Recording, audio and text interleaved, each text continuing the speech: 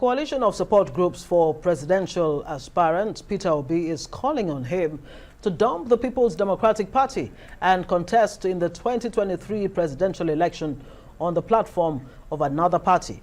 The coalition for Peter Obi warned the former Anambra governor not to be part of what Nigerians want him to change. According to them, politicians inside the PDP who had no previous verifiable source of livelihood before joining politics are doling out millions of dollars to buy the delegates that will vote at the presidential primary.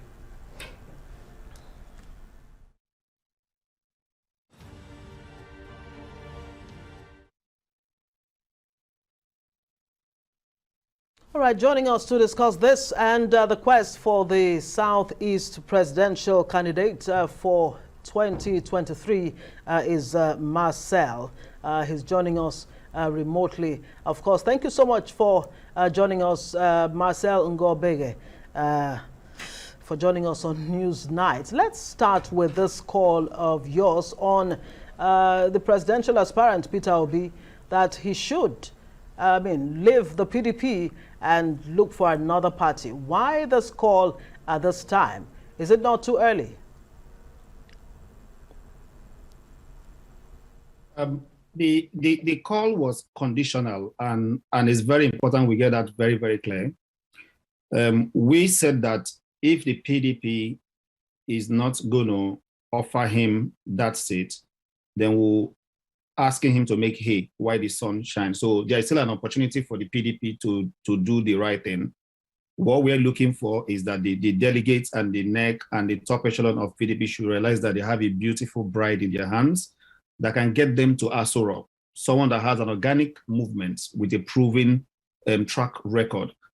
And we have organized a 1 million man march where we pleaded with the delegates to please give Nigerians P2B. Nigerian wants change. And we are now putting P2B on notice as a support group. And this has nothing to do with P2B. We are very independent. We are self-funded. We analyze our situations. And we're telling him that if PDP does not come open to give him that ticket in terms of making concrete steps to say either they're adopting him as a consensus candidate or coming together to say they are giving him that party ticket, then we're asking him to think of other options. One thing is certain, Nigerians want P2B, and Nigerians want P2B on the ballot. And one thing we understand is that once you contest election in a particular primary and you're not given that option, you might not be able to move to other party.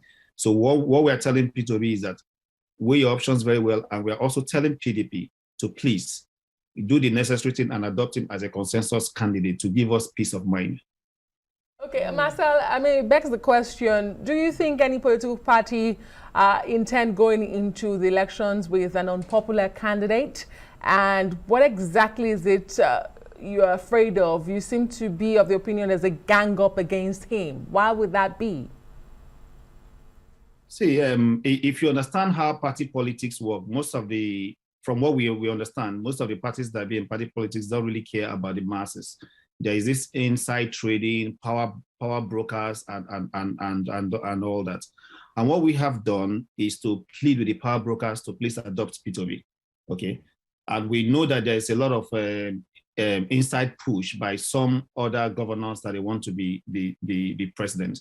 And when you understand how party politics work, governors have a very strong hold on their delegates.